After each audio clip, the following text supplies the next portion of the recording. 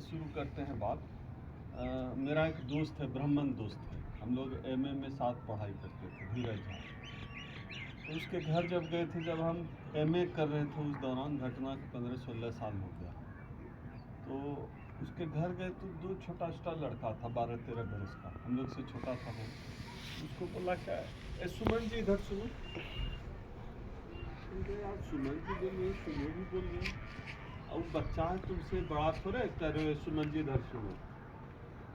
तो बोला कि नहीं नहीं, उसका नाम ही है सुमन जी। दो भाई है, एक का नाम है सुमन जी, दूसरे का नाम है अमन जी, सर्टिफिकेट मिलेगा। देखिए ब्राह्मण बुद्धि कैसे काम करता है, मतलब कि नाम ही रख दिया है जी लगा के। अब आप उसको रे लगा के बोलिए, कैसे बोलिएगा, अमनमा नहीं है, बोले नाम ही अमन जी, सुमन जी। ब्राह्मण बुद्धि देखिए कैसे काम करता। अब उसका मास्टर और प्रिंसिपल भी बुलाएगा तो जी लगा के बुलाएगा।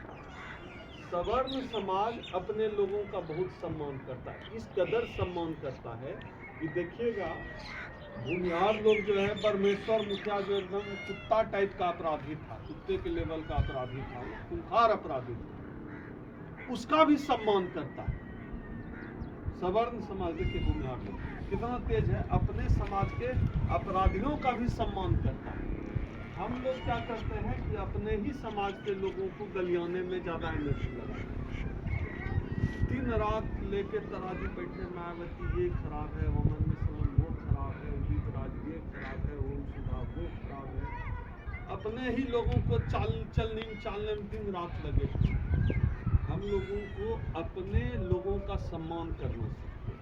चार ब्राह्मण को बैठे देखिए, वहां पर आप जाइएगा ना, बहुत एकदम चिरकुट जैसा भी ब्राह्मण रहेगा, उसके बारे में पूरा मिश्रा जी बात रहेगा, मिश्रा जी इतना विद्वान आदमी, साला सतमा में फैल है, उसके बारे में ऐसे क्या मिश्रा बोलते हैं, लगता अमृत झर रहा है, सरस्वती का पानी बिराज रहा है मिश्रा जी के मुंह पे। मिश्रा जी जो है, मिश्रा जी है, सतमा फैल है। ऐसे मैंने इस तरह से करते हैं। हम लोग उनके मुकाबले में बताना जरूरी है कि हम लोग उनके मुकाबले में अपने लोगों के साथ क्या करते हैं। चार लोग बैठते हैं, उनका जो नेता किस मुकाबले है उसको गलियाना शुरू करते, ऐसा नहीं करना चाहिए। उदित राज जी के बारे में इतना भी शिवचंद जी बताए कि 1997 से लेकर अब तक 3 महत्वपूर्ण संवैधानिक संशोधन कराए। इस समय आरएसएस का एजेंडा चल रहा था, लोकपाल बिल का, रामलीला मैदान में इतना तमाशा चल रहा था, अन्ना हजारे जो बैकग्राउंड में आरएसएस था, लोकपाल बिल था जिसमें कोई आरक्षण नहीं था। उस समय उदित राज जी बहुजन आरक्षण बिल लेकर आए। जैसे ही बहुजन आरक्षण बिल आया, लोकपाल का झमेला खत्म हो गया, क्योंकि अब उसमें दलित पिछड़ा आ गया। समझ रहे हैं? तो इस तरह से तमाम लड़ाइयां लड़ी गई है जुडिशियरी के खिलाफ। आज तक भी बोलने का तमाम रिकॉर्ड किसी बहुजन नेता में नहीं है, सिर्फ उदित राज बोलते हैं डंके की चोट। जुडिशियरी पर कोई नहीं बोलता है, सबका पैजामा गीला होने लगता है। तो हम लोगों के खिलाफ है जुडिशियरी, क्योंकि हमारे जात का जज।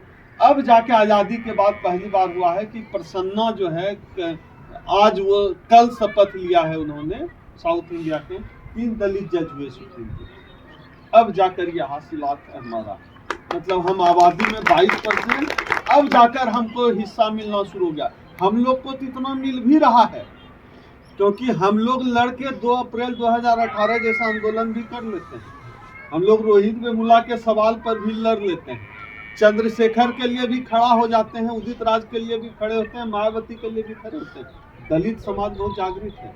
बीच में एक चीज आप लोग हरिजन शब्द बहुत प्रयोग करते हैं, और संवैधानिक का प्रयोग मत करिएगा, शेड्यूल कास्ट का यूज करिए। तो ब्राह्मण तो बोल दे जेल चला जाएगा खाली बोलने पे, हरिजन शब्द बोला, अनकॉन्स्टिट्यूशनल वर्ड है। दलित शब्द का इस्तेमाल करिए, पॉलिटिकल वर्ड है, पावरफुल वर्ड है, और शेड्यूल कास्ट जो है वो कॉन्स्टिट्यूशनल वर्ड है। तो हम लोगों को बहुत सोच विचार के आगे बढ़ना पड़ेगा, बहुत सोच विचार के, अपने नेताओं का सम्मान करके।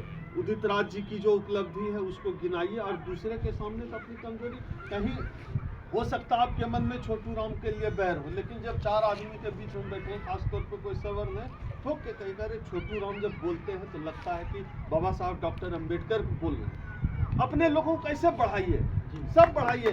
और जब छोटू राम बोल रहे हैं रामचंद्र जी के बारे में, तो वहां पे कहिए अरे रामचंद्र भैया बोलते हैं समाज के लिए जीते मरते हैं। ऐसे एक दूसरे को हम लोगों को मजबूत करना, अपने आदमी का पैर नहीं खींचते रहना। अपने आदमी कितना पैर खींचेगा? हम लोग तो सदियों से सताए हुए हैं, मरे हुए तो हम लोग खुद हैं, हम लोग तो मरे हुए हैं। तो शुक्र मनाइए कि बाबा साहब का संविधान आ गया तो हम लोग जिंदा हो गए। अभी गिरिडीह गए थे एक मीटिंग में, तो बगल में आरएसएस का एक लड़का को बुला लिया था, महाराज जी लाते हैं, बेचारा आके बैठा। हम बोले 33 करोड़ देवी देवता मिल के आज तक एक चपरासी भी बनवाया हो तो बताइए।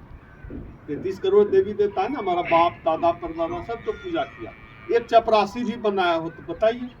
तो बाबा साहब का संविधान आया, लागू हुआ, तो हम लोग कि जिंदगी में बदलाव आया, हम लोग जानवर से इंसान बने। तो बेचारा भड़क गया, आयोजक को बोला हमको बेइज्जत करने से बुला, जबकि वो ओबीसी था।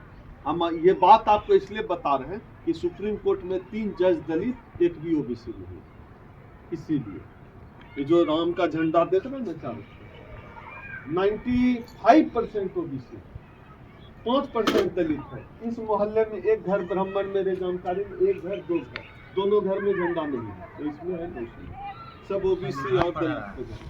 संविधान पढ़े में व्यस्त है, आप समझिए, ये एक जो है इस चीज को, इस खेल को समझना पड़ेगा कि इस मोहल्ले में हम जानते हैं और कोई होगा तो नहीं पता, इन 2 को हम जानते हैं कि ये है, एक ये है, 2 ब्राह्मण घर है, दोनों के घर में झंडा नहीं, सब घर में झंडा। अभी छोटू जी चर्चा जो किए, तो सुबह हम जो है तिरंगा हम खुद से फहराए, हम बोले कि देखिए नजर घुमा के, एक वहाँ कोने पर दिखा, एक बाद में वहाँ पे दिखा है दूर में तिरंगा किसी वहाँ पर है, तो बाकी सब जो है भगवान भगवान भगवान। तो ये संविधान जब आया ना, हम लोग